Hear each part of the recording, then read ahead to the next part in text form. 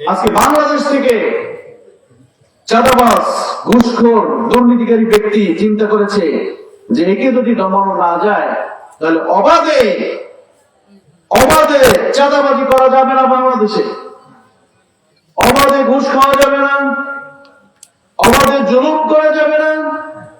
এজন্য আল্লাহর ওলিকে জেলখানায় আটকে এমন পর্যায়ে করেছে, শেষ পর্যায়ে এমন ভাবে হত্যা করা হয়েছে, আমি বলবো এর সাথে যারা জড়িত আছে তাদেরকে আমরা কঠিন বিচার দাবি করি। ঠিক কিনা? আমরা বিচারের দাবি করি, এমন দৃষ্টান্তমূলক বিচার চাই। বাংলার জমিনে আগামী 100,000 বছরেও যেন এরকম কোন বিজ্ঞ আলেমের বিরুদ্ধে কথা বলার কোন লোক না থাকে। যেই ডাক্তার, যেই হাসপাতালের হত্যাকাণ্ডের সাথে জড়িত তাদেরকে দৃষ্টান্তমূলক শাস্তি আমি এই মাহফিল থেকে দাবি করছি। আজকে ভিডিও লাইভ হচ্ছে, সারা বাংলাদেশের মানুষ দেখবে। আমি তাদের কাছে দাবি করি, ভাই কি বলবো, কলিজা ফেটে যায়। কি মনে করেন আপনি? কি ভাবেন?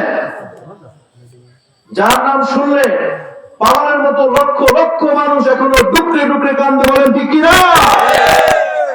আপনি আমি কি? আজকে যে নাস্তিক মোরতাদ গুলো তার বিরুদ্ধে ষড়যন্ত্র করেছে, মিথ্যা মামলা দিয়েছে, যতগুলো মিথ্যা মামলার শিকার হয়েছে, আজকে সেইগুলোকে পাগলা কুকুরে দৌড়ায়, বলেন ঠিক কিনা? বাংলার মাটিতে জায়গা নেই, আসেনি? কারণ আল্লাহর ওলি বারবার বলে গেছেন এমন সময় আসবে, এমন দিন আসবে, বাংলাদেশের জায়গা তো হবেই না, বিদেশের মাটিতেও জায়গা হবে না। বেশি দিন সময় লাগে নাই, আগস্ট মাসে মৃত্যু, 1 আগস্টেই খেল। কথা বলেন, 1 আগস্টেই কি খেল খতম। এই জন্য আল্লাহ ওলিদের সাথে বেয়াদবি করবো না। আল্লাহ ওলিদের সাথে যদি বেয়াদবি করো, দুনিয়ায় তো জায়গাই পাবা না, দুনিয়ায় জায়গা নাই, আখিরাতেও জায়গা নাই। এমন মৃত্যু হবে, এমন মরণ হবে, আবু জাহেল, উতবা, শাইবা, ওলীদ ইবনে মুগীরার দিকে তাকায় দেখো। গতকালকের আলোচনায় বলেছি, রাসূলুল্লাহর সাথে বেয়াদবি করার কারণে নিজের চাচা হওয়া সত্ত্বেও আবু লাহাবের মৃত্যু এমন কঠিন ভাবে হয়েছিল, প্লেগ রোগ দিয়েছিল আল্লাহ তাআলা। এমন শরীরে পচন ধরেছে, পচনের আঘাতে আঘাতে আবু লাহাব দুনিয়ার জমিন থেকে বিদায় নিয়ে 2 দিন পর্যন্ত ওই মৃত্যুদেহ পড়েছিল, কেউ রাশের ধারেও যায় নাই। তারপরে শরীর থেকে যখন পচা গন্ধ এসছে, তখন তার ছেলেরা গিয়ে ধাক্কা দিয়ে মাটি খুঁড়ে পাথর চাপা দিয়েছে নিজের বাবাকে। এই জন্য আল্লাহ বললেন, তাব্বাত ইয়াদা আবি লাহাবিন ওয়া তাব্বা মা আগনা আনহু মালুহু ওয়া মা কাসাব সায়াসলা নারান যাতা লাহাব আমরাতুহু হাম্মালাতাল হাতাব ফি জিদিহা হাবলুম মিন মাসাদ। আল্লাহ তাআলা জানেন আবু লাহাব, তুমি জানো না? তাব্বাত ইয়াদা আবি লাহাব, আবু লাহাব তুমি জানো না আমি তোমাকে এমন বিচার করতেছি, এমন কঠিন বিচার দিব, দুনিয়ার জমিন থেকে অল্প কয়েকদিনের মধ্যে তুমি ধ্বংস হয়ে যাবে, তোমার 2টা হাত ধ্বংস হবে। তাব্বাত ইয়াদা আবি লাহাব, আবি লাহাব ওয়া তাব মা আগনা আনহু মালুহু ওয়া মা কাসাব, তোমার কোন ছেলে সন্তান সম্পদ কোন কিছুই কাজে আসবে না। তার প্রমাণ হচ্ছে আবু লাহাবের মৃত্যুর পরে 2 দিন লাশটা পচেছিল, কেউ ধারেও যায় না, বলে ঠিক কিনা? সম্পদ কাজে আসবে না। আজকে আবার ওলিদের বিপক্ষে যারা কথা বলেছে, মিথ্যা মামলা দিয়েছে, যাদেরকে খারাপ চোখে দেখেছে, আজকে দেখেন কোটি কোটি টাকা সম্পদ থাকা সত্ত্বেও কাজে আসতেছে না, বলেন নিজের সন্তান ভালোবাসতেছে না, স্ত্রীও ভালোবাসতেছে না। এই নাস্তিক মুরতাদ গুলো মারা যাবে, কিন্তু তার লাশের পাশে যাওয়ার মতো কোন লোক পাইবে না আবু লাহাবের মতো। এই অবস্থায় হবে। বাংলাদেশের মুসলমান খেয়াল করো, আল্লাহর ওলিদেরকে চেনো, যা বলেছেন তার প্রমাণ আপনারা পাইছেন না পান? এখানে যারা আছেন আল্লাহর ওলিদের সাথে কোনো দিন বেয়াদবি করবেন না, খবরদার খবরদার। আজকে থেকে আমি আবারও বলতেছি, এই আবু লাহাব সূরার তাফসীর আমি করব না, সূরা লাহাবের তাফসীর করব না, শুধু এতটুকু বুঝাচ্ছি তার সম্পদ ছিল, অসংখ্য টাকা পয়সা ছিল, সম্পদ ছিল, ছেলে মেয়ে ছিল, কোনো কিছুই তার কাজে আসছে মা আগনা আনহু মালুহু ওয়া মা কাসাব সায়াসলা নারান যাতা লাহাব আমরাতুহু হাম্মালাতাল হাতাব। এরপর আল্লাহ বললেন, আবু লাহাব তুমি শোনো, তোমার জন্য তোমার জন্য এমন শাস্তিদায়ক, এমন যন্ত্রণাদায়ক জাহান্নামের শাস্তির ব্যবস্থা আমি করতেছি, অল্প কিছুদিনের মধ্যেই তোমাকে আমি সেখানে নিক্ষেপ করব। শুধু তুমি একা নও, অমরাতুহু তোমার স্ত্রীও তার সাথে থাকবে, কারণ তোমার স্ত্রীও, আবু লাহাবের স্ত্রীও আবু লাহাবকে সাহায্য করেছে, মুহাম্মদকে পাগল বলেছে, তার বাড়ির উপর থেকে ময়লা মুহাম্মদের বাড়ির উপরে ফেলাইছে। এমনকি দাঁড়িয়ে দাঁড়িয়ে বলতো আবু লাহাবের স্ত্রী, কোরআনের আয়াত যখন নাযিল হতো আবু লাহাবের স্ত্রী বলতো এগুলো গল্প, ছন্দ, কবিতা, এগুলো কোরআনের আয়াত নয়, মুহাম্মদ এগুলো মিথ্যা বলতেছে, বানোয়াট কথা বলতেছে। দাঁড়ে দাঁড়িয়ে গিয়ে বলতো তোমরা তার কথা বিশ্বাস করবে না। বাজারে গিয়ে রাসূলুল্লাহ দ্বীনের দাওয়াত দিচ্ছেন, পিছন থেকে আবু লাহাব গিয়ে বলতো তোমরা তার কথা শুনবে না, কারণ মুহাম্মদ পাগল। এইভাবে যেখানেই যেতেন চাচা আবু লাহাব গিয়ে তার বিরুদ্ধে কথা বলতো। এজন্য আল্লাহ তাআলা তাকে এমন শাস্তি দিয়েছেন, সাথে তার স্ত্রীকে আমরাতুহু হাম্মালাতুল হাতাব ফি জিদিহা হাবলুম মিন মাসাদ, এই আবু লাহাবের স্ত্রীর গলায় একটা মোটা চেইন পড়তো স্বর্ণের লকেট। এই লকেটকে তাচ্ছিল্য করে আল্লাহ তাআলা বলতেছেন জাহান্নামে এরকম জ্বলন্ত লকেট দিয়ে টেনে হিচড়ে আবু লাহাবের সাথে তার স্ত্রীকেও দেওয়া হবে। আজকে বাংলাদেশে আবু লাহাবের উত্তরসূরি আছে না নাই? আছে। আবু জাহেলের উত্তরসূরি আছে না নাই? আছে। উতবা, শাইবা, ওলীদ ইবনে মুগীরার উত্তরসূরি আছে না নাই? আছে। আসেনি? আছে। উলামায়ে কেরামদের দেখলে চুলকানি ওঠে, এরকম লোক আছে? আছে। মসজিদের ইমাম সাহেবকে দেখলে চুলকানি ওঠে? আছে। ভালো লাগে না তার কাছে, কারণ তার উত্তরসূরির গোড়া কোথা থেকে আসছে সেইটাকে দেখতে। ভাইরা আমার, আলোচনার বিষয়বস্তু হচ্ছে, আমি আপনাদেরকে আগেই বলেছি বিষয়বস্তুগুলো আপনাদের মনে রাখতে হবে।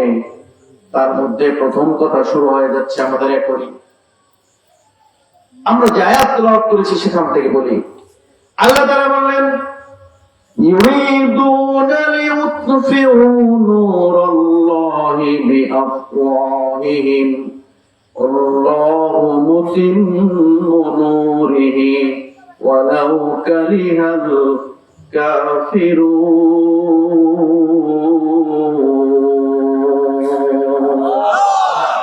আল্লাহ তাআলা জানালেন শোনো, ইউরিদুনা লিইউতফিউ, পৃথিবীর মধ্যে জালেম সম্প্রদায়, এই আবু লাহাব, আবু জাহেল, উতবা, শাইবা, ওলীদ ইবনে মুগীরা এবং তার পূর্বে যারা ছিল, তার পূর্বে কারা ছিল?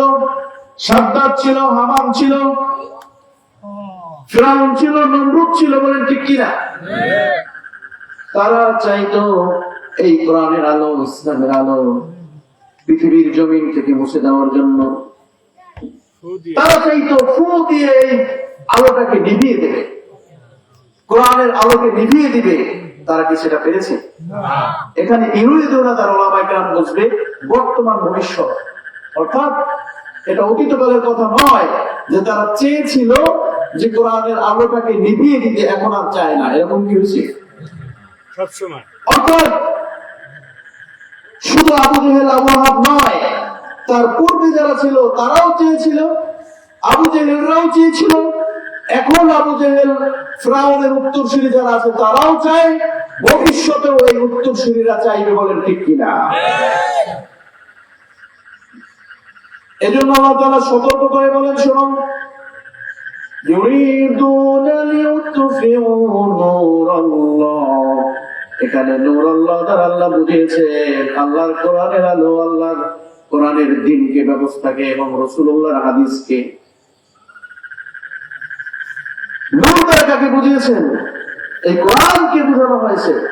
আজকে দেখেন কোরআনের মাহফিল, কোরআনের তাফসীর এখনো বাংলার জমিনে অনেক জায়গায় এর কিছু বেদি এখনো আছে। 1 বছর আগে বাংলাদেশে কোরআনের তাফসীর মাহফিল করতে হইলে কিছু ঘুষখোর, মুনাফিকর, নাস্তিক, মুরতাদ, মুসলমান নামের কলঙ্ক কিছু অসভ্য মানুষের কাছ থেকে অনুমতি নিতে হতো, বলেন ঠিক কিনা? আবার তারা বাধা দিত আলেমদেরকে, সুন্দরভাবে এরকম খোলা মাঠে কথা বলতেও দিত না। যদি এই আয়াতের তাফসীর করা হতো, মাইক টেনে নিত। আপনারা কি দেখছেন? টেনে নিত কিনা? কারণ তার শরীরে জ্বালা পোড়া শুরু হয়ে যায়, কারণ তার শরীরে আবু জেহেল, আবু লাহাব, উতবা, শাইবা, ওলীদ ইবনে মুগীরা, ফিরআউন, সাদ্দাত, হামান, তাদের রক্ত শরীরের মধ্যে মিশে আছে, বলেন ঠিক কিনা? এখনো আছে।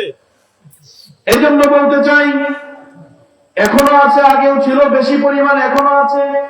আমি তাদেরকে উদ্দেশ্য করে বলতে চাই, এই বাংলাদেশ কিয়ামত পর্যন্ত, যতদিন পর্যন্ত আল্লাহ তাআলা ইসরাফিলকে ফুৎকার দিতে বলবেন না, ততদিন পর্যন্ত এই বাংলাদেশ থাকবে। বাংলাদেশে লক্ষ লক্ষ আলেম ওলামা থাকবে, সারা পৃথিবীতে লক্ষ লক্ষ আলেম ওলামা থাকবে, হাফেজে কোরআন থাকবে, আল্লাহর ওলিরা থাকবে, চরমনাই সারসিনা ফুরফুরা, সারসিনা ফুরফুরা, এমনকি আপনাদের জালকাঠির মধ্যে কায়েদ সাহেব এরকম আল্লাহর ওলিরা, তাদের উত্তরসূরি বংশধররা থাকবে।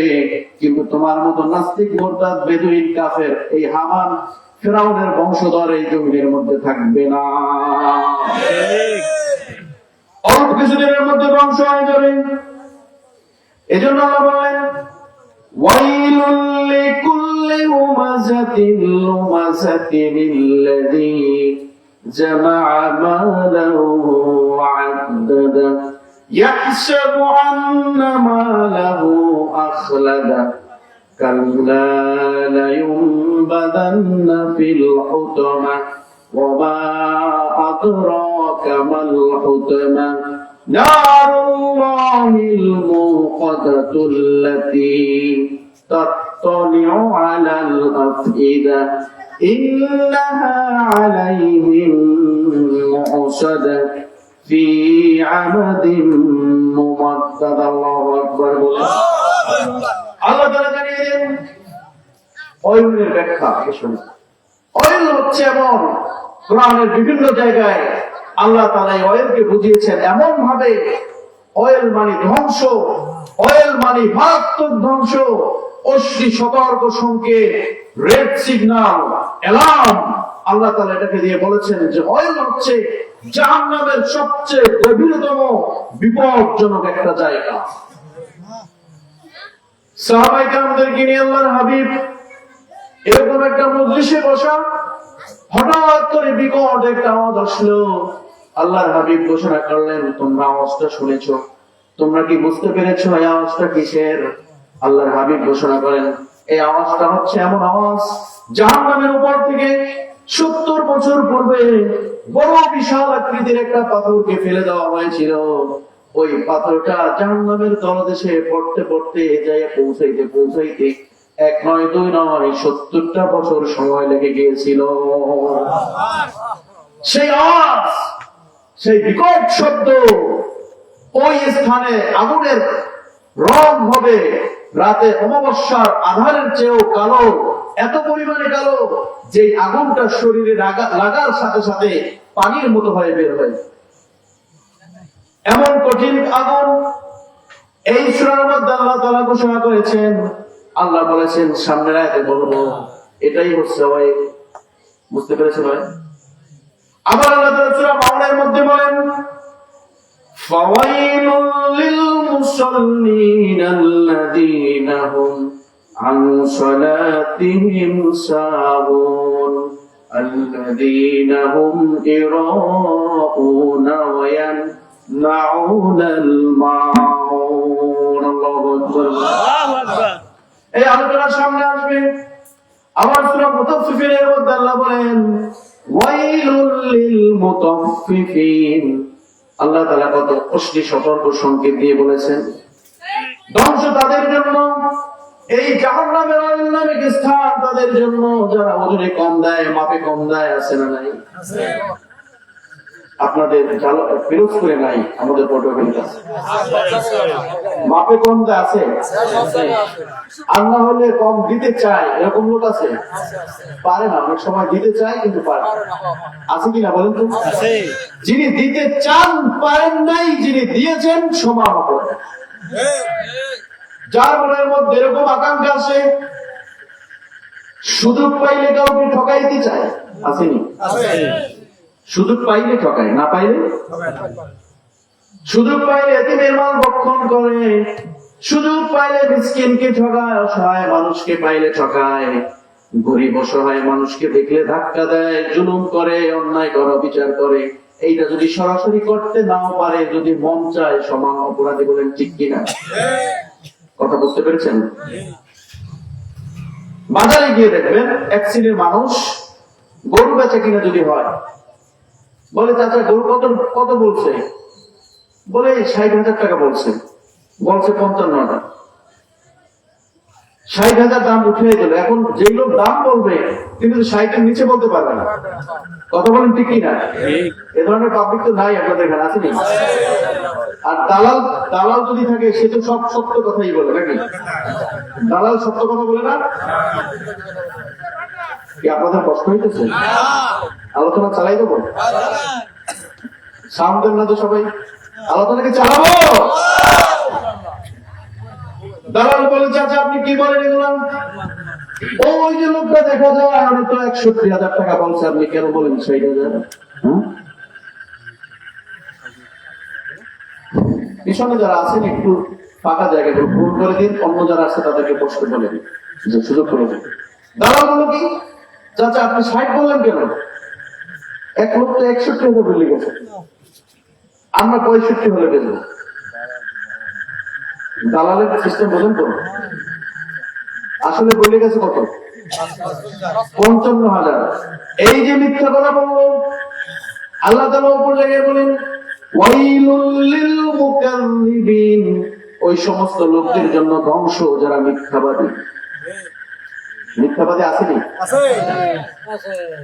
যারা ধার নেয় টাকা পয়সা ধার নেয় আছে না বলে যে ভাই শুক্রবার দিন দিয়ে দেবে কবে দেবে শুক্রবার আর তার সাথে দেখা নাই শুক্রবার সাবা বাজার আসছেন ওখানে দিয়ে দেবো আপনি যে ফোন দিতেছেন বলে ভাই আমার তো ব্যয় অসুস্থ ওখানে গেছি আসলে শুক্রবার উনি দেবে না পরের দিন আবার দেখা হয়েছে কবে দিবেন ভাই সমস্যা আছে আগামী শুক্রবার এই যে ওয়াদা করে ওয়াদা ভঙ্গ করলো এটা কিসের আলামত সবাই বলেন একসাথে কিসের আলামত এই ধরনের পাবলিক কি আছে টাকা পয়সার লেনদেন করলে মিথ্যা বলে ওয়াদা করলে ভঙ্গ করেন আমার আরেকটা আলামত হচ্ছে ইদা কাযাবা হাদাসা ইদা হাদাসা কাযাবা যখন কোন কথা বলবে মিথ্যা বলবে অমতানা খানা যখন আমানত রাখবে আমানতের খেয়ানত করবে আর যখন ওয়াদা করবে তখন ওয়াদা ভঙ্গ করবে বলেন ঠিক কিনা এই সবগুলো মুনাফিকের চরিত্র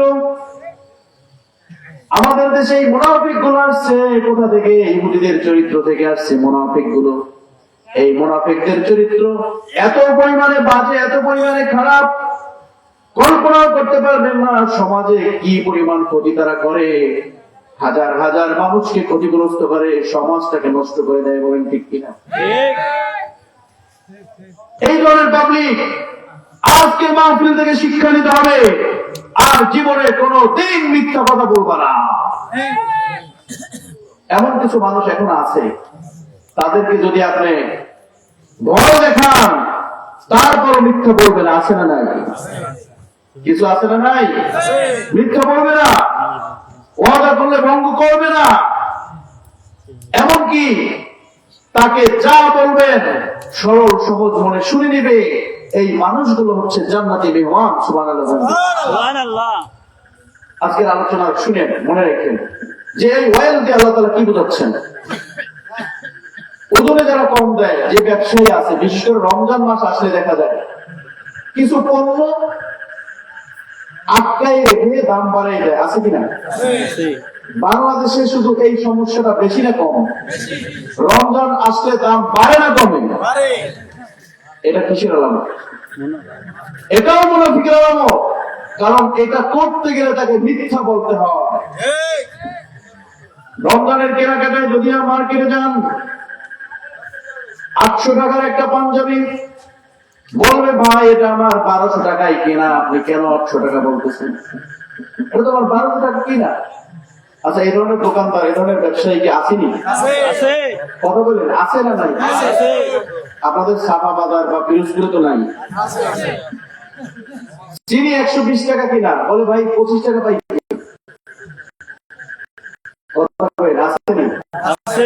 আজকে শিক্ষা নিতে হবে মুসলমান। একটা মিথ্যা বলার জন্য তুমি মুনাফিক হয়েছ, এরপরে মসজিদে সবার সামনে গিয়ে কাতারে দাঁড়াও, রোজা রাখো, রোজাদার হয়ে রমজান মাসে মিথ্যা বলে পণ্য বিক্রি করো, তোমার রোজার 4 পয়সা মূল্য না। কিছু লোক আছে, এই জন্য আল্লাহ বলেন ওয়াইলুল লিল মুকাজ্জিবিন, ওই সমস্ত বান্দাদের জন্য ধ্বংস যারা মিথ্যা বলে, মিথ্যা বলে, মিথ্যা বলে কেনা বেচা করে, মিথ্যা বলে সমাজে চলে, মিথ্যা ছাড়া চলতে পারে না, সব জায়গায় মিথ্যা কথা বলে। আসেনি? কিছু লোক আছে বলে যে আমি বেশি মিথ্যা বলি না, ঠেক করলে 2-1টা বলি। আছে? কথা শুনলেন, পয়েন্ট গুলো ধরেন। মাহফিল আমি কিন্তু আগেই বলেছি এটা ক্লাস হবে, এখানে কিন্তু সব মনে রাখতে হবে। বুঝতে পারছেন? দ্বিতীয় নম্বর, এই বিষয়টা আর বলবো না, অনেকের গায়ে লাগতে পারে।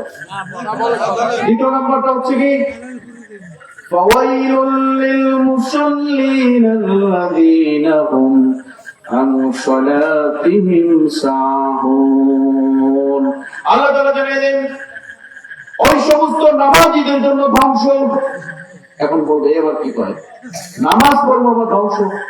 তাদেরকে ওই ওয়েল জাহান্নামের ওই একেবারে সর্বনিম্ন স্তরে দেওয়া হবে নামাজ পড়ে। তারপর আল্লাযীনা হুম আন সালাতিহিম সাহুন আল্লাযীনা হুম ইউরাউনা ওয়া ইয়ামনাউনাল মাউন। আল্লাহু আকবার।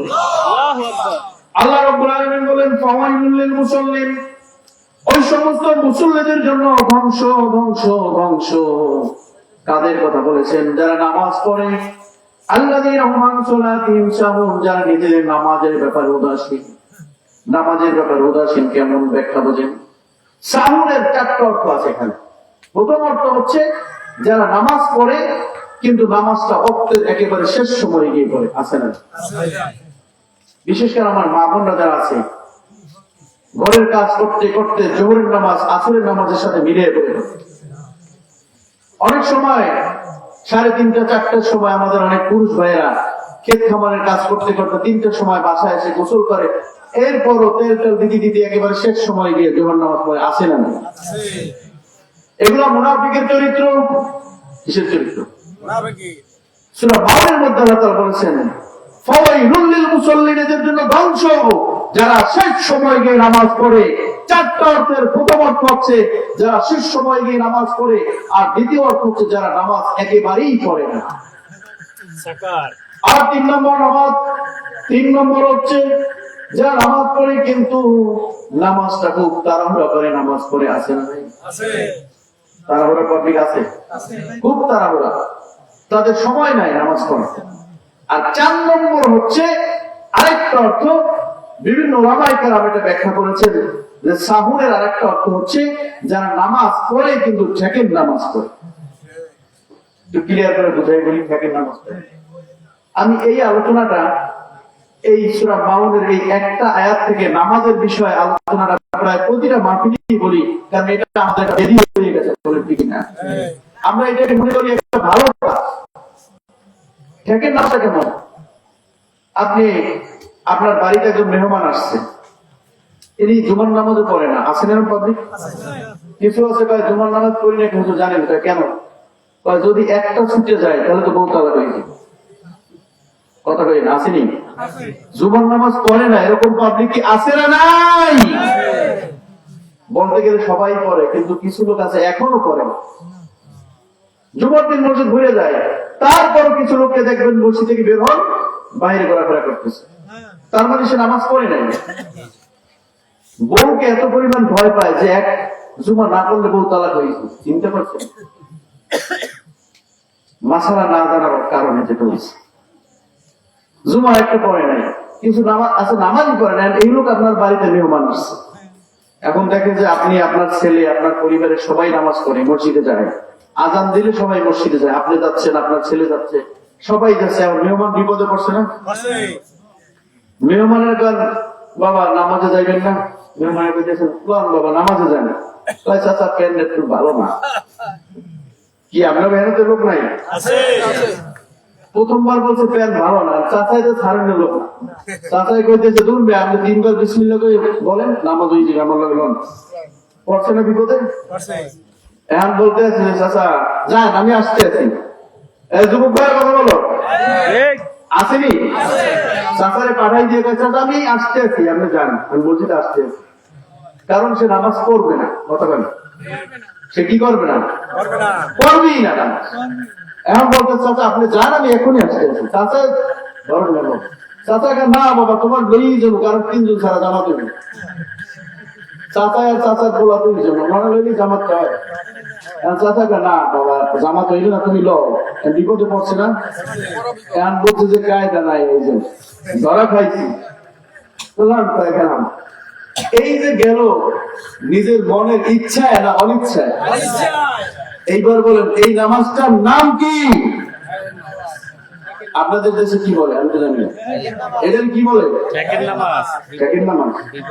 বিপদের নামাজ, ঠেকের নামাজ, কঠিন বিপদ। মনে মনে কয় কি লেগেছে বেড়াইতে আইলাম। এরকম পাবলিক কি আছে না? নাই আছে। আমাদের দেশে এমন লোক আছে, ওই যে বিষম থেকে জানি বলো নাই, আমাদের এখানে নাই কিন্তু আমাদের দেশে আছে। আপনাদের বাসায় দেখলাম এমন লোক দেখছি, আমার বাস্তব অভিজ্ঞতা থেকে বলতেছি। শ্বশুর অনেক ভালো মুসলিম মানুষ, দাড়ি টুপি পাঞ্জাবি পরে, হাজি সাহেব মানুষ, কিন্তু ওই যে মেয়ে বিয়ে দিচ্ছে অনেক বড় লোক দিকে, টাকা পয়সা আছে, বাড়ি আছে, বিল্ডিং আছে, সরকারি চাকরি করে, আছে না এরকম? জামাইকে ভালো করে দেখেও না, দেখার অত প্রয়োজন নেই, কারণ টাকা পয়সা ব্যাপক আছে। জামাইয়ের বাপের দেখছে দাড়ি টুপি আলা পাঞ্জাবি লম্বা, জামাই যাওয়া লোক পছন্দ। জামাই বেড়াইতে আসছে, শ্বশুর তো হাজি সাহেব মানুষ, জামাই তো দাড়ি টুপি কিছুই নাই, সরকারি চাকরি করে। এখন জামাইয়ের হাত দিয়ে আছে, মায়ের মেয়ের বলতে আছে মা জামাই তোমরা মসজিদে লাগবে, আমার লাগে যাও, জামাই বলো। জামাই তো ঠেকছে, বিপদে পড়ছে, প্রথমবার আসছে, শ্বশুরের লাগে যদি না যায় শ্বশুর ভালো করবে না খারাপ করবে? এই বেচারা তো জুমার নামাজ পড়েন, আছে না নাই? আবার জামাই বাজারে গিয়ে আপনার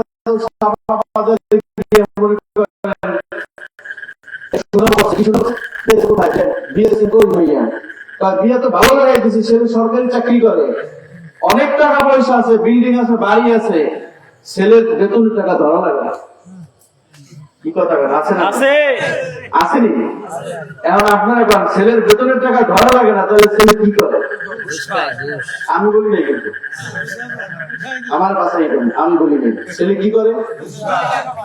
তাহলে এই ঘুষখোর জামাইয়ের প্রশংসা করে, এই ঘুষখোর রমজান মাসে শ্বশুরকে পাঞ্জাবি দিল, পায়জামা দিল, টুপি দিল, সেন্ট দিল, সব কিছু দিল, এইগুলা পয়লা যদি শ্বশুর মসজিদে যায়, জানে জামাই ঘুষ খায়, তাহলে তার ইবাদতের গ্রহণযোগ্যতা কতটুকু আপনারা বলেন? আছে? কিছু বাবা আছে, বেয়াদবি মাফ করি না, কিছু বাবা আছে ছেলের ব্যাপারে এরকম গর্ব করে, ছেলের টাকা ধরতে হয় না, বেতনের টাকা ধরতে হয় না।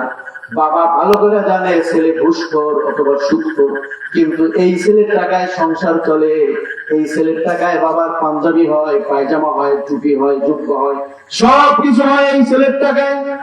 আবার ওই মুরব্বী যদি মসজিদে গিয়ে সবার সামনের কাতারে থাকে, সবচেয়ে ভালো ভালো কাজগুলো করে, একবার চিন্তা করে দেখেছেন ওই মুরব্বী কোনদিন ছেলেকে বলেছে, বাবা তুই ঘুষের টাকা আমাকে খাওয়াবি না? কারণ আমি আল্লাহ ওলির দরবারে গেছি, চরমনায় গিয়েছি, ওখানে অনেক মানুষ গিয়ে পরিবর্তন হয়ে এসেছে, বলেন ঠিক? আমি চার্চিলে গিয়েছি, অনেক দাড়ি ছাড়া মানুষ দাড়ি রেখে এসেছে, অনেক যুদ্ধ ছাড়া মানুষ যুদ্ধ করে এসেছে। আল্লাহ রলির হাত ধরেছি, বাবা খবরদার খবরদার আমাকে ঘুষের টাকা কিন্তু খাওয়াবি না। কারণ আল্লাহ রলি বারবার বলেছেন হারাম বক্ষণকারী কোনদিন জান্নাতে প্রবেশ করতে পারে না। কথা বলে ঠিক কিনা? আমাদের সমাজে এই বেদে আছে না নাই? এই জন্য আল্লাহ বলেন ফাওয়াইলুল লিল মুসাল্লিন আল্লাযীনা হুম আন সালাতিহিম সাহুন। সাহুনের 4 নম্বর অর্থ বলেছি, যারা ঠেকেন নামাজ পড়ে। এই জন্য শ্বশুরদেরকে বাবাদেরকে বলি এমন জামাই বানাবেন যে জামাইকে দেখবেন তার আমল কেমন, তার দাড়ি টুপি পাঞ্জাবি আছে কিনা। যদি ছোট্ট চাকরিও করে তারপরে ভালো, ঠিক কিনা বলেন? কারণ আপনার সাথে তাকে সুন্দর লাগবে। আপনি তো অনেক পরিষ্কার, কিন্তু এখন রাস্তায় বের হইলে জামাইকে পরিচয় দিতে পারেন না, যে দাড়ি টুপি নাই। কি বলেন, আছে না? সুযোগ পাইলে দাঁড়িয়ে প্রস্তাব করে দেয়। শ্বশুরের পর আপা আপনি একটু আনেন, আমি আইতেছি। শ্বশুর পিছনে তাকাই ছাড়িয়ে দিচ্ছে।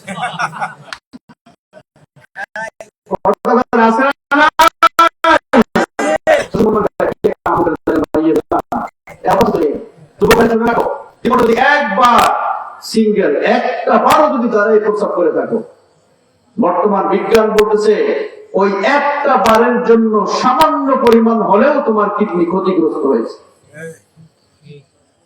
কি খারাপ লাগতেছে আপনাদের?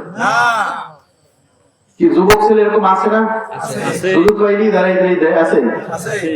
আজ থেকে 1400 বছর আগে বিশ্বনবী বলেছেন দাঁড়াই প্রসব করা কি জায়েজ নাকি হারাম?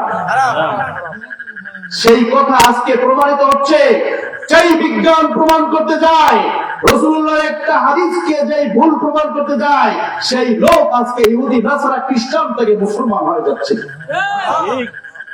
কথা বলেন ঠিক কিনা? 2 নম্বর কথা মনে পড়ছে তাহলে যে নামাজের বিষয় কি বলছে। সমাজে এক শ্রেণী নামাজ আছে, দেখেন আপনাদের সাথে মেলে কিনা, আমার সাথে মাঝে মাঝে মেলে। নামাজে দাঁড়াই আল্লাহু আকবার বললেই দুনিয়ার সব কথা মনে হয়। কথা বলেন আছে না নাই? এক লোক বলতেছে স্ত্রীকে গিয়ে বলে যে স্ত্রী আজকে তোমার সাথে একটা কথা আছে। কি কথা? আজকে মনে হয় নামাজ কি ভুল করলাম নাই? ভুল করলেন কেন?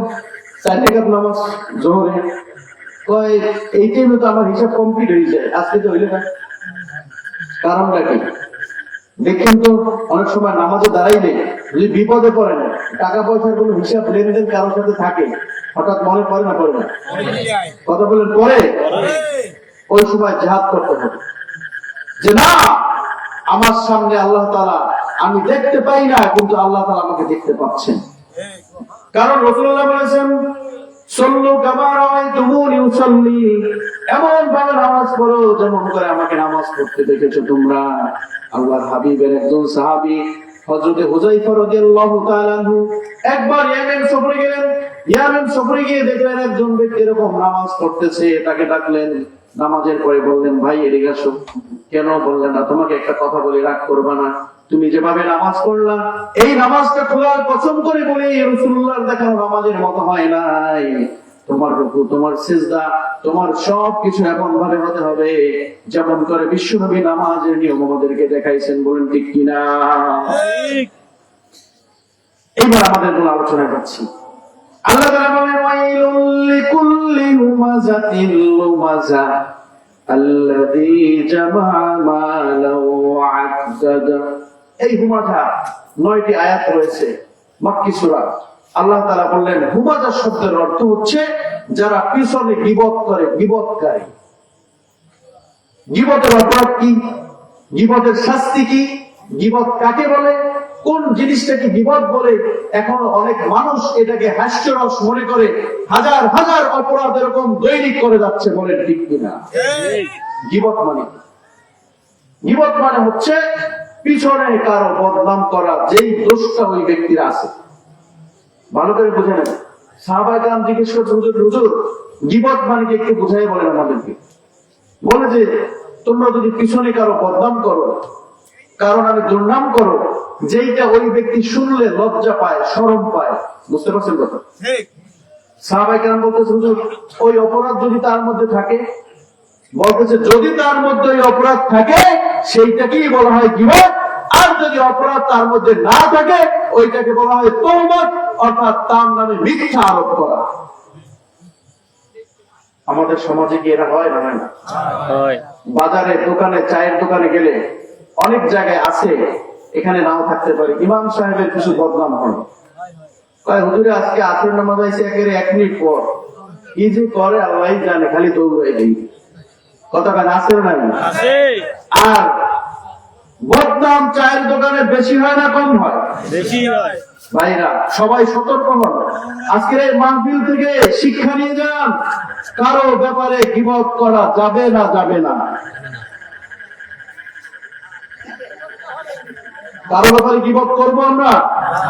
কথা বলেন, গীবত করবো না, করবো না। আল্লাহ তাআলা বলেন ওয়াইলুল লিকুল্লি হুমাযাতিল লুমাযা আল্লাযী জামাআ মালাহু ওয়া আদ্দাদা। প্রথম বলেছেন ওয়াইলুল লিকুল্লি হুমাযাতিল লুমাযা, এখানে দুইটা কথা বলেছেন। প্রথম বলেছেন হুমাযাতিল লুমাযা, হুমাযা দ্বারা যারা পিছনে গীবত করে, আর লুমাযা দ্বারা বোঝায় যারা সামনে বদনাম করে। সামনে বদনাম যারা করে আছে, সামনে বদনাম করলে ওই ব্যক্তির মধ্যে আতঙ্ক সৃষ্টি হয়, বলে ঠিক কিনা? এটাও ঠিক নয়। এই জন্য আল্লাহ তাআলা বলেছেন পিছনে বদনাম এবং সামনে বদনাম, পিছনে নিন্দা, সামনে নিন্দা, দুইটাই ইসলাম নিষিদ্ধ করেছে। দুইটার একটাও করা যাবে না। তাদের জন্য ওয়াইল নামক জাহান্নামের ওই স্তর। কথাকে বুঝাইতে পারছি? আজকের মাহফিল থেকে শিক্ষা নিতে হবে, যাদের মধ্যে এই ব্যাধি এখনো আছে, আজ থেকে আর সেটা করা যাবে না। লোক সমাজে কাউকে অপমান করা যাবে না, পিছনেও তার বদনাম করা যাবে না। যদি তাকে কিছু বলতে হয় একাকি ডেকে তারপর তাকে বলেন, যদি শুধরাতে হয়। বলেন ঠিক কিনা? এরপর আল্লাহ বলেন আল্লাযী জামাআ মালাহু ওয়া আদ্দাদা, যারা তাদের মাল সম্পদ গুলোকে জমা করে রাখে, পাহাড়ের মতো বানায় রাখে, মনে করে কিয়ামত পর্যন্ত বাইচা থাকবে। আছে না? একটা বাড়ি আছে, হয় না? আবার আরেকটা বাড়ি করতে হবে। দোকান একটা আছে, আরেকটা করতে হবে। ব্যবসা একটা আছে, সাথে আরেকটা লাগবে। আছে না নাই? কথা বলেন, আপনাদের কি ঘুম আসছে নাকি? আওয়াজ দিয়ে। এরকম কি লোক আছে না নাই? বিল্ডিং একটা করছে, আরেকটা লাগে। টাকা পয়সার পাহাড় বানায় রাখে, কিন্তু দান শব্দ সঠিকভাবে করে না। আবার জাকাতের সময় আসলে 1 কোটি টাকার জাকাত যদি 2.5 লক্ষ টাকা হয়, 50,000 টাকা দিয়েই শেষ। কথা বলা আছে না? সম্পদটাকে পাহাড় বানায় রাখতেছে। আল্লাহ বলেন আল্লাযী জামাআ মালাহু ওয়া আদ্দাদা ইয়াহসাবু আন্না মালাহু আখলাদা। শুধু তাই নয়, সম্পদের পাহাড় বানায় রেখে এমন নয়, আবার তার সম্পদকে সারাদিন গণনা করতে থাকে, কমতে থাকে কয় লাখ টাকা বের করবে, আরো 10 লাখ কেমনে বাড়ানো যায়। এই লোকগুলোর জন্য ওয়াইল নামক জাহান্নাম। বলেন ঠিক কিনা? আল্লাহ বলেন 4টা শ্রেণীর কথা এখানে বলেছেন। প্রথম বলেছেন যারা সামনে কি বদনাম করে, আবার পিছনে গীবত করে, সম্পদের পাহাড় বানায় রাখে, আবার সম্পদ গুলোকে গণনা করে, জাকাত দেয় না, দান সদকা করে না, সম্পদের নেশায়, মোহ লালসায় নিজেকে সারাদিন উজাড় করে রাখতে রাখতে নামাজ ছেড়ে দেয়, হজ জাকাত ছেড়ে দেয়, ভালো সমস্ত কাজগুলো ছেড়ে দেয়। তাদের জন্য ওয়াইলুন নামক জাহান্নামের কঠিন শাস্তি। বলেন ঠিক কিনা? এরপর আল্লাহ বলেন ওয়াইলুল লিকুল্লি হুমাযাতিল লুমাযাতিন আল্লাযী জামাআ মালাহু ওয়া আদ্দাদা ইয়াহসাবু আন্না মালাহু আখলাদা কাল্লা লায়ুনবাযান্না ফিল হুতামাতি ওয়া আদরাকা মাল হুতামা। আল্লাহ তাআলা বলেন এবার কখনো নয়, তাদেরকে জানাই দেন তাদের জন্য অপেক্ষা করতেছে হুতামা নামক কঠিন জায়গা, জাহান্নামে। কিসে তাদেরকে বোঝাবে হুতামা কি?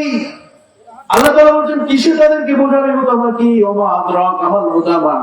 এবার আল্লাহ বলেন নারুল্লাহিল মুকাদা।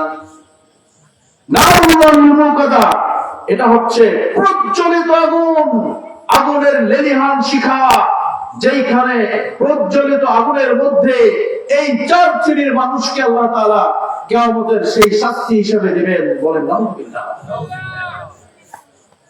আল্লাতী তাত্তালিউ আলাল আফঈদা ইন্নাহা আলাইহিম মুসাদা। আল্লাহ বলেন এমন কঠিন আগুন, এমন কঠিন আগুনের লেলিহান শিখা তাদেরকে দেওয়া হবে যে আগুন তাদের হৃদয় পর্যন্ত পৌঁছে যাবে, হাত পর্যন্ত পৌঁছে যাবে, হৃদয় পর্যন্ত পৌঁছে যাবে। আল্লাতী তাত্তালিউ আলাল আফঈদা ইন্নাহা আলাইহিম মুসাদা ফি আমাদিন মুমাদ্দাদা। পরিবেষ্টন করে জাহান্নামের চারদিকে বড় বড় গম্বুজ দিয়ে আটকে দেয়, তারপরে জাহান্নামের শাস্তি দেওয়া হবে। এমন কঠিন ভয়াবহ মুসিবত কি আমরা চাই? কথা বলেন আমরা কি চাই? তাহলে আজ থেকে মুসলমান গীবত ছাড়তে হবে, আজ থেকে মুসলমান পরনিন্দা ছাড়তে হবে, শিকায়েত ছাড়তে হবে, তহমত ছাড়তে হবে, কারণ আমি মিথ্যা অপবাদও ছাড়তে হবে, সম্পদের পাহাড় গরম নেশা ছাড়তে হবে। আবার তোমাদেরকে সঠিক সময় নামাজ পড়তে হবে, কারণ আল্লাহ তাআলা বলেছেন ওয়াইলুন নামক জাহান্নামে তোমাদেরকে সেই শাস্তি দেওয়া হবে। তাফসীর যে আয়াত তেলাওয়াত করেছি সেখান থেকে যেতে পারি নাই, কারণ একটা আয়াত থেকে তাফসীর করলে অনেক সময় দরকার। কথা বলেন ঠিক কি না? এবার আপনাদের তৃতীয় পয়েন্টে যাচ্ছি, অল্প অল্প কথা বলে শেষ করব, সময় যেহেতু কম। 3 নম্বর পয়েন্ট শুনেন। 3 নম্বর পয়েন্টে কি বলছিলাম? বর্তমান সমাজের সবচেয়ে ভয়ঙ্কর ব্যাধি মোবাইল, নাকি বলেন? ছেলের হাতে মোবাইল, মেয়ের হাতে মোবাইল, স্ত্রীর হাতে মোবাইল, স্বামীর হাতেও মোবাইল।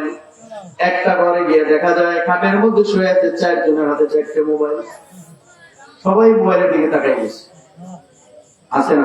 আছে। কথা বলেন আছে? আছে। আবার দেখা যায় টিভি দেখতে আছে, সেখানেও সবাই একসাথে, মা বাবা ভাই বোন সবাই, শাশুড়ি সহ সবাই একসাথে নাটক দেখতেছে। আসেনি? আছে। এই সমাজটা ধ্বংস হয়ে যাচ্ছে কেমন করে দেখেন। এই মোবাইলের কারণে বর্তমান সময়ে এই মোবাইল দিয়ে এখন নেশা, জুয়ার মতো জিনিসও চলে। বলেন ঠিক কিনা? মোবাইল ফোনের মাধ্যমে ক্রাইম চলে, জুয়ার কারণে হাজার হাজার পরিবার ধ্বংস হয়ে যাচ্ছে। বলেন ঠিক কিনা?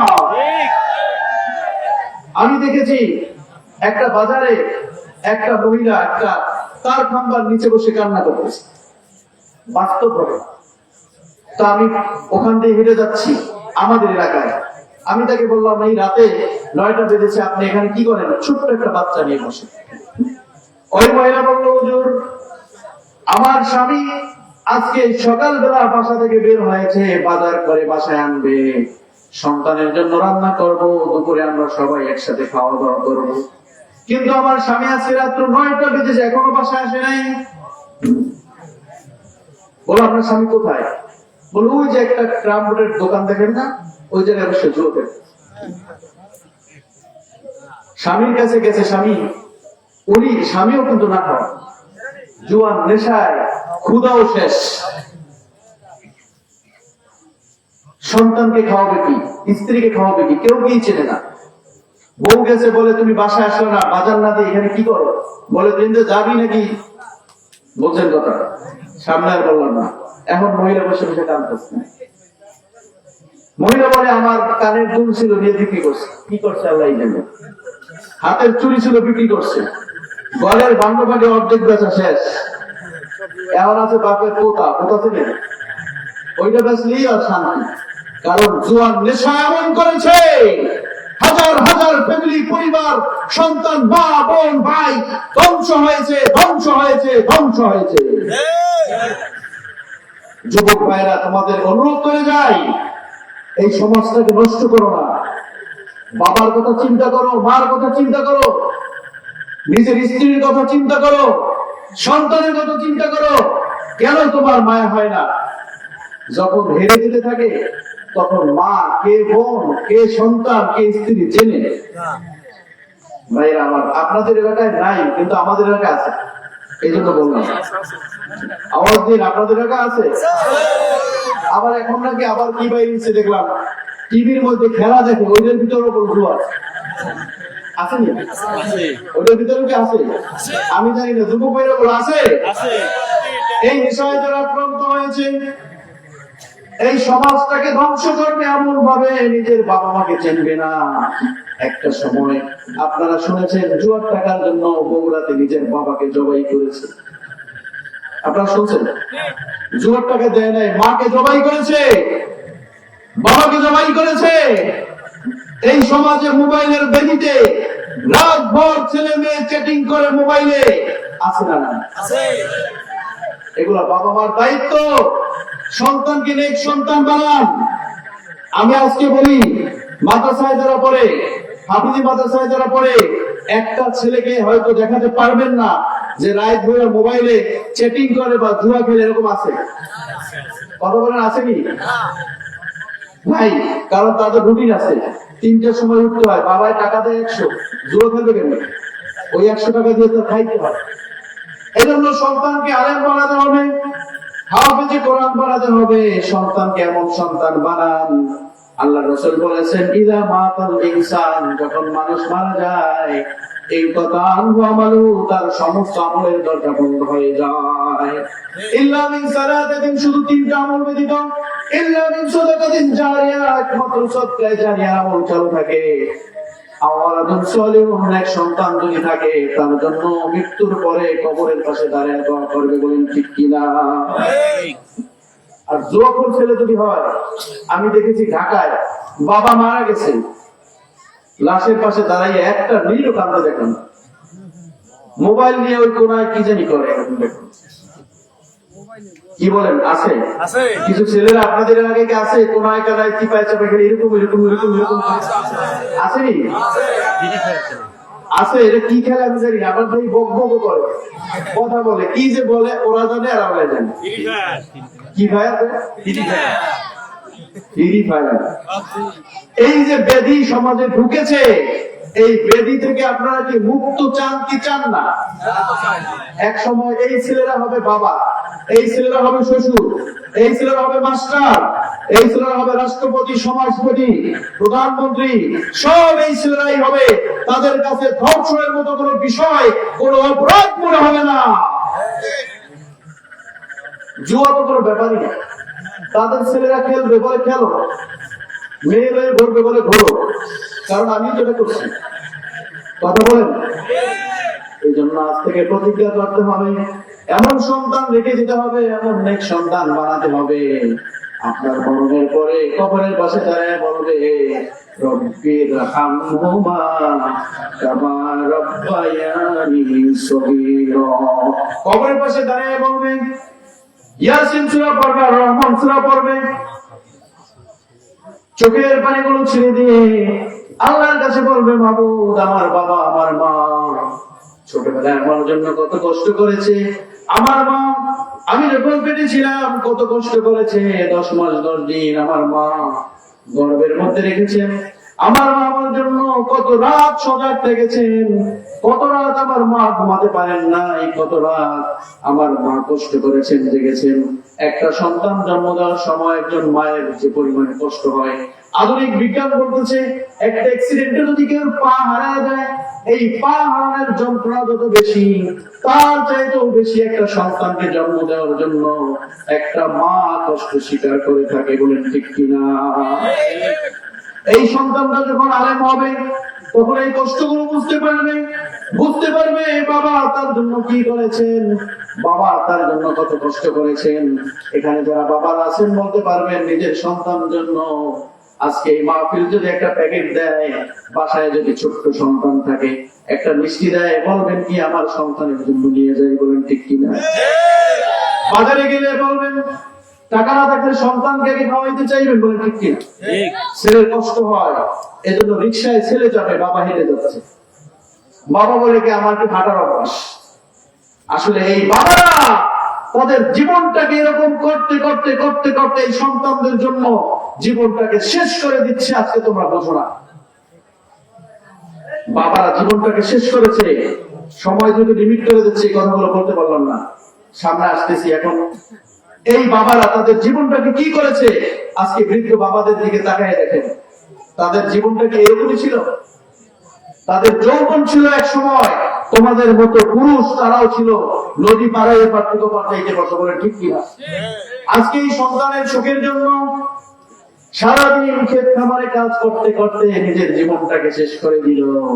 অথচ এই সন্তান একটা সময় সরকারি চাকরি পেয়ে তার বউ নিয়ে ঢাকা থাকতেছে, বাবা মার খবর নাই। আছে না নাই? বাবা মা আলাদা থাকে, ছেলে আবার তার সংসার আলাদা, একই বাড়িতে থাকে। এরকম ফ্যামিলি কি আপনাদের কাছে আছে? এই সন্তানগুলোকে আমি বলবো কোরআনদের সন্তান, এগুলো কোনোদিন আদর্শ ছেলে হতে পারে না। তোমার ছেলেকে তুমি যত ভালোবাসো, যুবক তুমি খেয়াল করো, তোমার 1 বছরের মাসুম বাচ্চাকে তুমি বাবা বাবা বলে ডাকো, তার সারা শরীরে তুমি চুমা দাও, তাকে আদর করো, সে ব্যথা পেলে তুমিও ব্যথা পাও, কোথাও গেলে তার জন্য একটা চকলেট হলেও নিয়ে আসো, তোমার বাবাও তোমার জন্য এরকম করেছে। আজকে বাবার সামনে দিয়ে তরমুজ নিয়ে যাচ্ছ, বড় মাছ নিয়ে যাচ্ছ, বাবা জানালার পাশ দিয়ে তাকায়া মার দিকে তাকায় বলে, ওগো দেখো তোমার ছেলে কত সুন্দর বড় একটা মাছ নিয়ে আসছে, তোমার ছেলে কত বড় তরমুজ নিয়ে আসছে দেখো। এই তো তোমাদের সেই ছেলে, এই মাসুম, এই আব্দুল্লাহ, তোমার সেই ছোট্ট ছেলে। তোমার কি মনে পড়ে যখন এই ছেলেটা জন্ম হয়েছিল, তুমি আমি আসমান জমিন বরাবর খুশি হয়ে গিয়েছিলাম। এই ছেলেকে মাটিতে নামাই দিয়ে দেই নাই, আমার বোন একবার কোলে নিয়েছিল, ছেলেটা একটু ব্যথা পেয়েছিল, কেঁদেছিল বলে আমার আদরের বোনটাকে আমি থাপ্পড় মেরেছিলাম।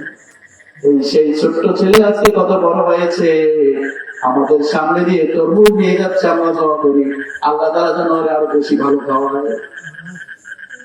ঘরে ঢোকার পরে বউ দরজা পেয়ে গেছে, কারণ বউ চিন্তা করে শ্বশুর দেখলে আবার লোভ করতে পারে, ওর দিকে নজর দেবে। শেষ করে দিলেন, সময় যেহেতু শেষ। ভাইরা আমার, এ ধরনের কি ছেলে মেয়ে আমাদের দেশে আছে না নাই? কথা বলেন আছে? ছেলেরা তোমাদেরকে বলে যায়, বাবা আমার মনে কষ্ট দিবে না, কারণ তোমার মা তোমার বাবাই তোমার সবচেয়ে বড় বিয়ে, তাদের পায়ে তলে তোমার জান্নাত, তাদেরকে বেশি ভালোবাসো, মহব্বত করো। আজকে গিয়ে মায়ের পায়ের কাছে গিয়ে বলো, মা তোমার সাথে তো আমি বেয়াদবি করেছি, আমাকে মাফ করে দাও। এমনও হতে পারে তোমার মায়ের দোয়ায় আল্লাহ তাআলা তোমাকে বাইজিদ গোস্তামের মতো আল্লাহ ওলি বানিয়ে দিতে পারে। বলেন ঠিক কিনা? আজকে যে আলোচনাগুলো আমরা করলাম, এখন আপনাদের থেকে একটু পড়া নিচ্ছি। প্রথম আলোচনা হচ্ছে আল্লাহ ওলিদের সাথে কোনোভাবেই বেয়াদবি করা যাবে না, মনে আছে? দ্বিতীয় আলোচনা হচ্ছে নামাজটা সময় মতো পড়তে হবে এবং নামাজ পড়ার ক্ষেত্রে কোন রকমের উদাসীনতা করা যাবে না, মনে আছে? 3 নম্বর আল্লাহ তাআলা বলেছেন, ওয়াইলুল লিল মুকাদ্দিবিন, মিথ্যাবাদীদের জন্য ধ্বংস ধ্বংস ধ্বংস। মিথ্যা কথা ছাড়তে হবে, সত্য কথা ধরতে হবে, মিথ্যা কথা বলা যাবে না। আমরা রাজি আছি? এরপরে বলেছি ব্যবসায়ী ভাইদের জন্য ওয়াইলুল লিল মুতাফফিফিন, যারা বিশেষ করে ওজনে কম দেয়, মিথ্যা কথা বলে, এই অভ্যাস যদি কারো থাকে আজ থেকে চিরদিনের জন্য ছাড়তে হবে। বলেন ঠিক কিনা? মনে আছে আপনাদের? এই যে কথাগুলো বলেছি এবং সর্বশেষে যে আলোচনা করেছি মোবাইলের বেদি নিয়ে, নেট সন্তান বানাতে হবে। কি বানাতে হবে? যে সন্তান আপনার কথা শোনে, এরকম সন্তান বানাতে হবে। আরেকটা হাদিস বলেছিলাম যে সদকায়ে জারিয়া, আপনাদের এই এখানেই দেখেন একটা মসজিদ আছে, আপনারা দেখছেন? قال رسول الله صلى الله عليه وسلم من بنى مسجدا بنى الله له بيتا في الجنة। যে ব্যক্তি একটা মসজিদ নির্মাণ করে অর্থ দিয়ে, পরামর্শ দিয়ে কিংবা বুদ্ধি দিয়ে, আল্লাহ তাআলা তার জন্য জান্নাতের মধ্যে একটা বাড়ি বানিয়ে দেন। আচ্ছা, জান্নাতের মধ্যে বাড়ি চান কে? হাত তুলেন তো দেখি। নারে তাকবীর, নারে তাকবীর, আল্লাহু আকবার। আমি দোয়া করি আল্লাহ তাআলা আমাদের সকলকে, এই জান্নাতের মেহমানদেরকে আমাদের জন্য, প্রত্যেকের জন্য অন্তত আজকের মাহফিলের উসিলায় জান্নাতের মধ্যে একটা করে বাড়ি নির্মাণ করে দেন। সকলে বলে আমিন। ছোট্ট দুইটা আমল ফাঁকে দিয়ে দিই, পরে আবার মনে থাকবে না। যারা সূরা ইখলাস দৈনিক আমরা যেহেতু 32 রাকাত নামাজ কমপক্ষে পড়ি নফল বাদে, এই 32 রাকাত নামাজের ছোট্ট সূরা ইখলাস আপনারা পড়েন না? পড়েন কিনা? পড়েন। এই সূরা একটা বড় ফজিলত।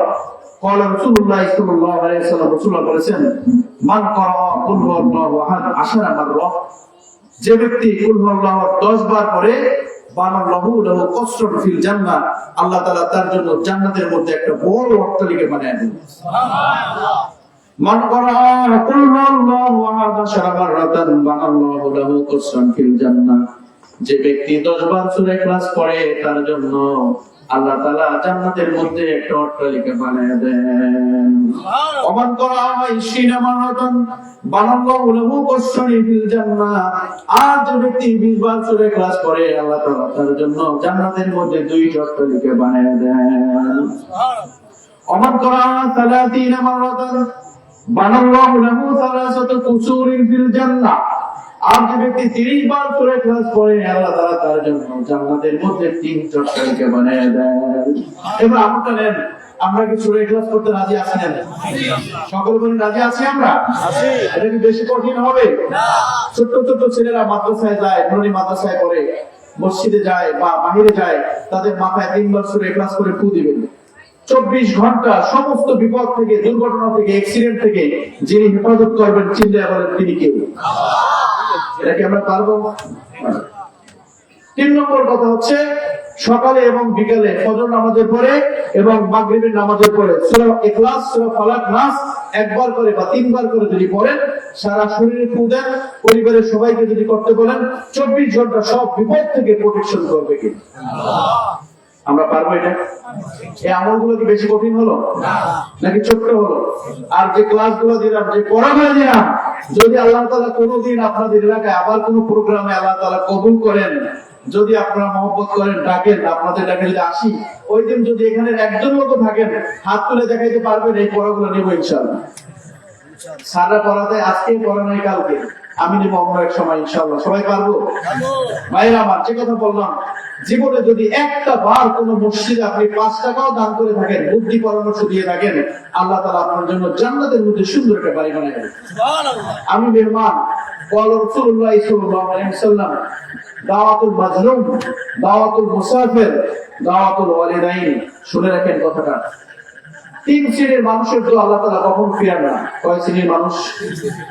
1 নম্বরে হচ্ছে দাওয়াতুল মাজলুম, অসহায় মানুষ, অসুস্থ মানুষ, মুমূর্ষু ব্যক্তি যদি দোয়া করে আল্লাহর কাছে, দোয়া বর্দোয়া যেটাই করে আল্লাহ তাআলা কবুল করে নেয়। দাওয়াতুল মুসাফির, মুসাফির ব্যক্তির দোয়া আল্লাহ কবুল করে নেয়। দাওয়াতুল ওয়ালিদাইন, পিতামাতার দোয়া, সন্তানের জন্য দোয়া বর্দোয়া যেটাই করে কবুল করে নেয়। এবং ঠিক কিনা? এজন্য সন্তানের জন্য বর্দোয়া কখনোই করবেন না। মা বোনদেরকে গিয়ে বলবেন, সন্তানের জন্য কি করবেন না, সাথে সাথে লেগে যাবে। অনেক মারা বলে তোর এইটা হোক ওইটা হোক, খবরদার, সন্তানের জন্য বদদোয়া করবেন না। আমি মুসাফির আপনাদের আজকে সবার জন্য দোয়া করব। বিশেষ করে অনেকের বাবা নাই, বলেন ঠিক কিনা? অনেকের মা নাই, আসেনি? অনেকের মা বাবা কেউই নেই, ঠিক না? আজকে চিন্তা করেন, একটু মা বাবার কথা মনে করেন। আপনার মা, আপনার বাবা আপনার জন্য কত নিয়ামত ছিল, ঠিক কিনা? এই মা বাবার কথা মনে করে আজকে মা বাবা অন্ধকার কবরে তাকায় আছে, যে তার সন্তানটা আজকে মাহফিলে আসছে, তাকাই থাকবে, যাহারে আমার জন্য একটু দোয়া করে কিনা দেখবে। আজকে আমরা চোখের পানি ফেলে দিয়ে বাবা মার জন্য দোয়া করবো, বলেন ঠিক কিনা? বাবা মার নাম করে, বাবা মার কথা মনে করে এই মসজিদের জন্য আপনাদের কিছু দান, আমি বেশি সময় নেব না। আপনারা এখন যারা পারবেন না বলবেন, শুধু নামটা লিখবেন, 5 মিনিট সময়, এখানে নাম লিখবো যে আমি মসজিদে 5,000, 10,000 বা 20,000 টাকা বা 2,000 টাকা দিব। এই উসিলায় আল্লাহ তাআলা আপনাকে কবরে, হাসরের, মিজানের সমস্ত জায়গায়, সমস্ত ঘাটিতে আল্লাহ তাআলা আপনাকে কবুল করে নেবেন। সকলে বলে আমিন। ভাইরা আমার, এর ফাঁকে আরেকটা কথা বলি, শয়তান আমাদের শত্রু না বন্ধু? ইন্নাশ শাইতানা লিল ইনসানি আদুউন মুবিন। শয়তান খোঁচাইতে থাকবে, বলতে থাকবে, খবরদার খবরদার, মসজিদে দান করবি না। দেখবেন এখনই আপনাকে বলবে, মসজিদে কিন্তু দান করবি না, চুপ করে বসে থাক। কেন বলবে? কারণ শয়তান জানে মসজিদে যদি দান করে ওর বাবা মার কবরে তো বন্ধ হয়ে যাবে। শয়তান জানে মসজিদে দান করলে ওর জীবনের গুনাহ মাফ হয়ে যাবে। শয়তান জানে মসজিদে দান করলে ইমানের সাথে মৃত্যু হবে। শয়তান জানে মসজিদে দান করলে জাহান্নামের আগুন হারাম হয়ে জান্নাত পেয়ে যাবে। খবরদার খবরদার, আর যাই করো মসজিদে কিন্তু দান করিস না। কথা বলেন। একজন লোক দাঁড়ান, স্বেচ্ছায় বলেন যে আমি এই টাকা মসজিদে দেবো, এখন না পারেন যখন দেবেন, বাস এই নির্মাণ কাজের জন্য কোনো প্রোডাক্ট দিতে চান, একজন লোক দাঁড়ায় বলেন আমরা নাম লিখবো, এরপরে মোনাজাত হবে সবার বাবা মার জন্য, এলাকাবাসী সকল কবরবাসীদের জন্য। দাঁড়ায় দু একটা লোক বলেন ভাই আমি মুসাফির মানুষ আপনাদের জন্য দোয়া করবো, এই মসজিদ নির্মাণের জন্য, আপনাদের এলাকার মসজিদ এটা যদি নির্মাণ হয়, কিয়ামতের সাইরেন যখন বেঁচে যাবে, সমস্ত বিল্ডিং ঘর বাড়ি ভেঙে টুকরো টুকরো হয়ে খান খান হয়ে জমিনের সাথে মিশে যাবে, শুধুমাত্র একটা ঘর বেঁচে থাকবে। চিৎকার বলেন সেটা কি? এই মসজিদ তখন বেছে বেছে দেখে দেখে তাকে নির্মাণের জন্য যারা দান করেছে তাদেরকে তার পেটের মধ্যে নিয়ে সুন্দরভাবে উড়াল দিয়ে জান্নাতের মধ্যে চলে যাবে। ভাই আমার একজন দুজন লোক দান বলেন আমি মসজিদের জন্য এই টাকা দান করবো। নাম কি ভাই?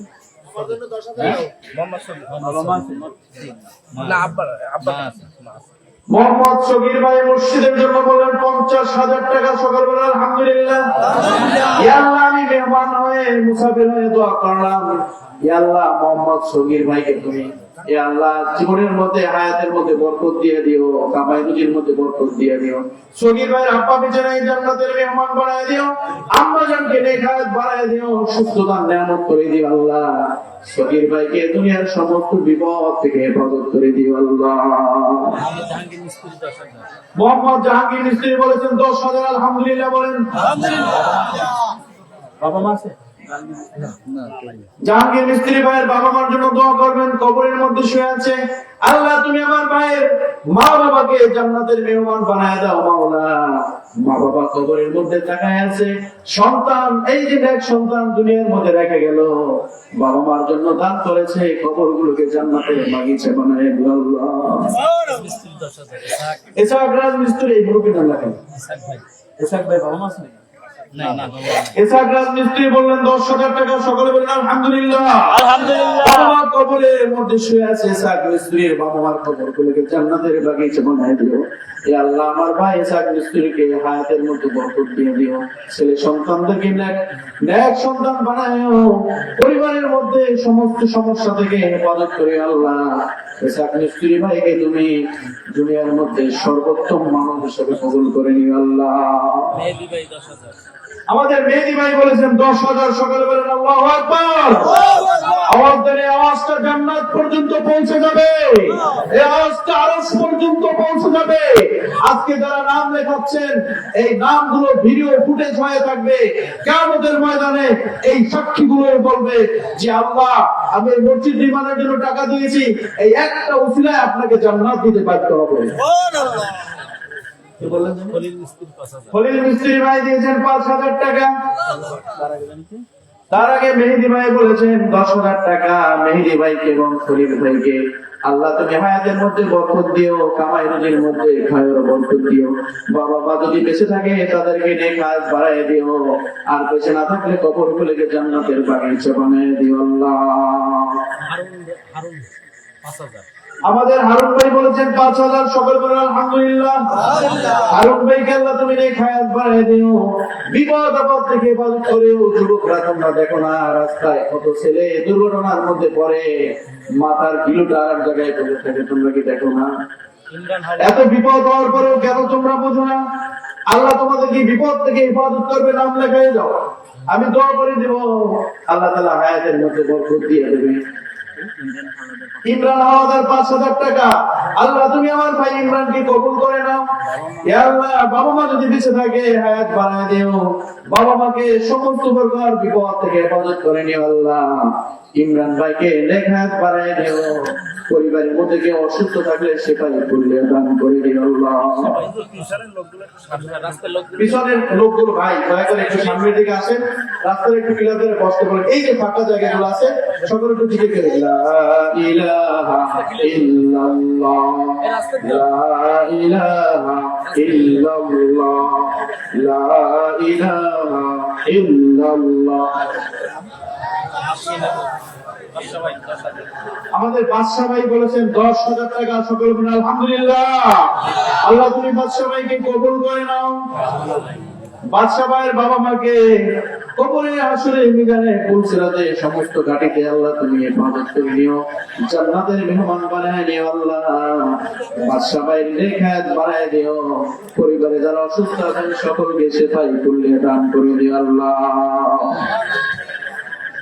আর কি দেবেন নাম বলে একটু তাড়াতাড়ি বলেন ভাই। জিহাদ করেন, আজকে শয়তানের সাথে জিহাদ করেন। এই মসজিদের জন্য একটা সাক্ষী হয়ে যান ভাই। 2-1,000 টাকা কিছু না, একটু তারাই সাহস করে বলেন যে আমি এই টাকা দেবো, আপনার সবার জন্য দোয়া করে যাই। এই নসিবটা হয়তো আপনার জীবনে আর নাও হইতে পারে, বলেন ঠিক কিনা? আমাদের রিফাত ভাই যুবক ছেলে বলেছেন 5,000 টাকা, এই যে একটা যুবক পেয়েছে। আল্লাহ তাআলা রিফাতকে হযরত আলীর দরবারে নাম উঠিয়ে দাও, কিয়ামতের ময়দানে হযরত আলীর সাথে হাসর নাসর করে জান্নাতের মেহমান বানাই নিও আল্লাহ। রিফাতকে সমস্ত বিপদ থেকে হেফাজত করে দিও, বাবা মা বেঁচে থাকলে তাদেরকে নেক হায়াত বানাই দিও আল্লাহ। যুবক ছেলেরা বলো, একজন দাঁড়িয়ে নাম বলো। জি, আর কেউ থাকলে বলেন ভাই, চালু চালু বলেন, সময় কম। আর কেউ আসেননি বলেন, একটু বলেন ভাই, দাঁড়ায় বলতে হবে, নামটা একটু দাঁড়ায় বলেন।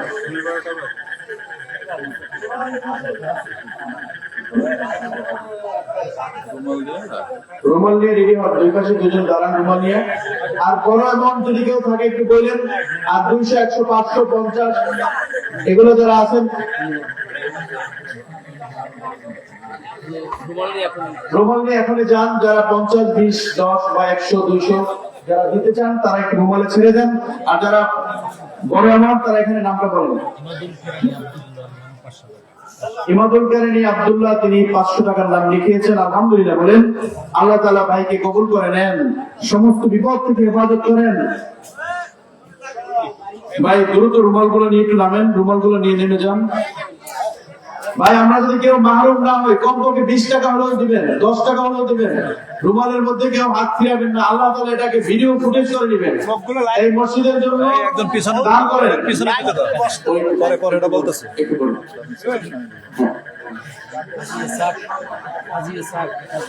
হাজী ইসহাক ভাই, তিনি দিয়েছেন 1,000 টাকা। আলহামদুলিল্লাহ বলেন। আল্লাহ তাআলা আমার ভাই হাজী ইসহাককে কবুল করে নাও। বাবা মা বেঁচে থাকলে তাদেরকে নেক হায়াত বানায় দাও, আর যদি বেঁচে না থাকে জান্নাতের মেহমান বানায় দাও।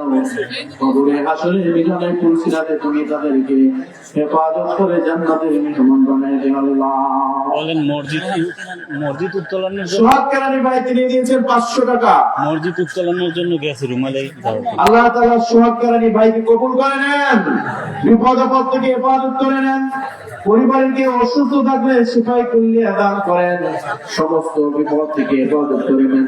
আল্লাহ তাআলা আমার ভাইকে দুনিয়াতে সমস্ত প্রবলেম থেকে হেফাজত করেন।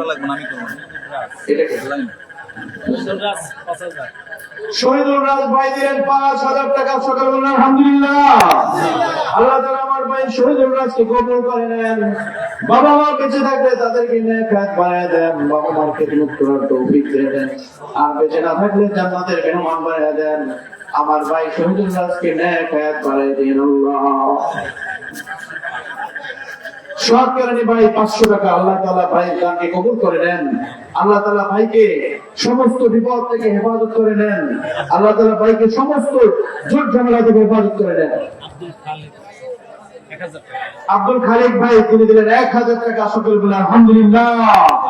আব্দুল খালিক ভাইকে আপনি কবুল করে নেন। এই মসজিদ নির্মাণ এক সময় হয়ে যাবে, কিন্তু আপনার আমার দান অনেকে মিস করবেন, দান করতে পারেন নাই। তাদের এই অভাবটা একটা সময় বুঝতে পারবেন, মসজিদ নির্মাণ হয়ে গেছে কিন্তু আমি দান করতে পারি নাই, বাবা মার জন্য দোয়া করতে পারিনি। আজকে এখনো সময় আছে, দান করার সুযোগ আছে, দান করেন। আল্লাহ তাআলা সকলের দানকে কবুল করেন। সকল বলে আমিন।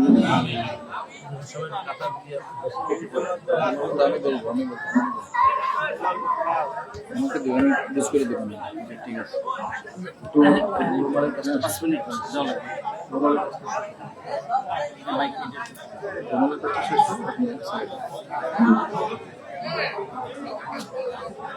আজকের এই প্রোগ্রামে মসজিদ নির্মাণের জন্য আমার ভাইয়েরা যারা দান করেছেন,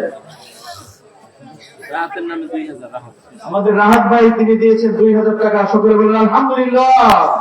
আল্লাহ তুমি আমার ভাই রাহাতকে কবুল করে নাও, সমস্ত বিপদ আপদ থেকে হেফাজত করো। কত সড়ক দুর্ঘটনা হয়, কত গাড়ি দুর্ঘটনা, লঞ্চ দুর্ঘটনা, আল্লাহ তাআলা সমস্ত দুর্ঘটনা থেকে আমার ভাইদেরকে হেফাজত করে নিও আল্লাহ। আজকে অনেক যুবক ভাইরা দান করেছে দেখেছি। আল্লাহ তুমি আমার ভাইদেরকে সমস্ত দুর্ঘটনা থেকে হেফাজত করে। সকলে বলে আমিন। আগামী বছর এরকম বিশাল প্রোগ্রাম আপনারা কে কে চান হাত তুলে দেখান। নারায়ে তাকবীর, নারায়ে তাকবীর। আল্লাহ তুমি আমার ভাইদেরকে কবুল করে নাও, এরকম বড় বড় প্রোগ্রাম করার তৌফিক দাও। সকলে বলে আমিন। এই মাহফিলে যারা অর্থ দিয়ে, টাকা দিয়ে, পয়সা দিয়ে, বুদ্ধি দিয়ে, পরামর্শ দিয়ে, নিজের মেধা দিয়ে সাহায্য সহযোগিতা করেছেন, আল্লাহ তাআলা তুমি সকলের দানকে কবুল করে প্রত্যেকের আব্বা আম্মা এদের মধ্যে ইন্তেকাল করেছেন প্রত্যেকের কবর করে তাদের বাড়ি জান্নাতে আল্লাহ। তোমাদের কাছে শেষ হয়েছে ভাই? তোমাদের কাছে শেষ হয়েছে? শেষ। আমাদের স্যার সামনে একটু কথা বলবেন, এরপরে দোয়া হবে। আপনাদের ধৈর্যের বিচ্ছুতি ঘটাবো না, এখনই দোয়া হবে। সবাই স্যারের কথা একটু শোনেন, এরপরে দোয়ার ব্যবস্থা হবে ইনশাআল্লাহ। মাইক্রোফোনটা ভাই রুমাল গুলো নিয়ে আসেন, রুমালে যারা দান করেছেন এগুলো এখানে নিয়ে আসেন। স্যারের কথা একটু শোনেন সবাই, তারপরে ইনশাআল্লাহ দোয়া হবে।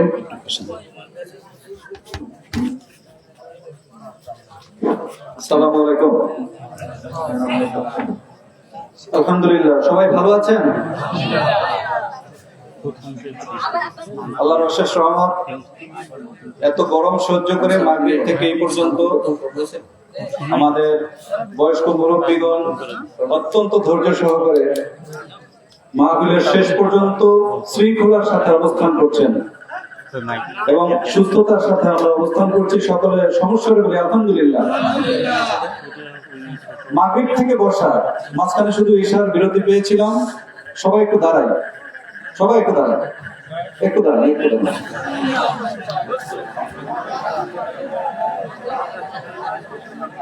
একটু ভালো লাগতেছে নাকি? আলহামদুলিল্লাহ। এখন একটু নামাজের কাতার করি, যেহেতু তবারক বিতরণ হবে, তবারক বিতরণের সাথে সামনে আগাই এসে প্রত্যেকে নামাজের কাতার করি। হ্যাঁ, পূর্ব পশ্চিমে নামাজের কাতার করি। ইসলাম কিনা না লাগবে না। যে যেখানে দাঁড়িয়ে আছেন ওইখানে লাইনটা ক্লিয়ার করেন, শুধু সামনে থেকে তবারক নিয়ে হাঁটার জায়গাটা করে দেন। সামনে লোক আরেকটু সামনে আছেন, পিছনে অনেক লোক, পিছন থেকে লোকগুলো আরো সামনে চলে আসেন। সামনে তো আরো জায়গা আছে, পিছনের লোক কিন্তু বেশি আছে। ঠিক আছে হুজুর। আশপাশে যারা আছেন সকলের দৃষ্টি আকর্ষণ করছি, সকলে প্যান্ডেলের ভিতরে আসেন। যারা প্যান্ডেলের ভিতরে আসবেন না তাদের কিন্তু তবরক বিতরণে বিঘ্ন ঘটবে, তারা তবরক নাও পেতে পারে। এই জন্য বলবো যে সামনে অনেক জায়গা আছে, সামনে ভিতরে এসে লাইন করে সবাই বসে যান, সবাই একটু বসে যান। তবরকের ডেস্কে নিয়ে যখন ঢুকবে তখন শৃঙ্খলার সাথে সবাই তবরক নিতে পারেন এবং যারা দিবে তারা যেন শৃঙ্খলার সাথে দিতে পারে। সামনে কিন্তু জায়গা এখনো ফাঁকা আছে, পিছনে অনেকে দাঁড়িয়ে আছে। এই সাইডটা হাতের ডাইন সাইড, হাতের ডান সাইডে ফাঁকা আছে, অনেকখানি জায়গা ফাঁকা আছে। দাঁড়িয়ে আছে মসজিদে, মসজিদের গেটে যারা দাঁড়িয়ে আছে তারা একটু সামনে আসেন। ফাঁকা জায়গা পূরণ করতে বলেন, সামনে ফাঁকা জায়গা আছে। ভলান্টিয়ারদের দৃষ্টি আকর্ষণ করছি, পূর্ব দিক এবং পশ্চিম দিকের রাস্তাটা ভলান্টিয়ার দ্বারা আটকানো থাকবে। ভিতরের কোনো ব্যক্তি বাহিরে যাবে না, বাহিরের কোনো ব্যক্তি তবরক বিতরণকারী ভিতরে আসবে না। আমি আশপাশে যারা আছে সকলের দৃষ্টি আকর্ষণ করছি, সকলে মাহফিল ময়দানে ঢুকে যান, সুশৃঙ্খল ভাবে তবরক বিতরণে সহযোগিতা করেন।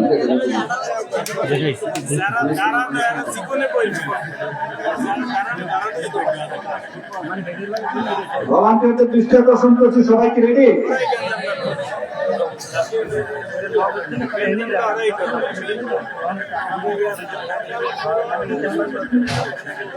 যারা দাঁড়ানো আছে এরা কি বসার কোনো সুযোগ নাই? বসার সুযোগ থাকলে একটু বসে যান, নাহলে এই যে রাস্তার এই পাশটা ফাঁকা আছে, এই পাশে দাঁড়ান।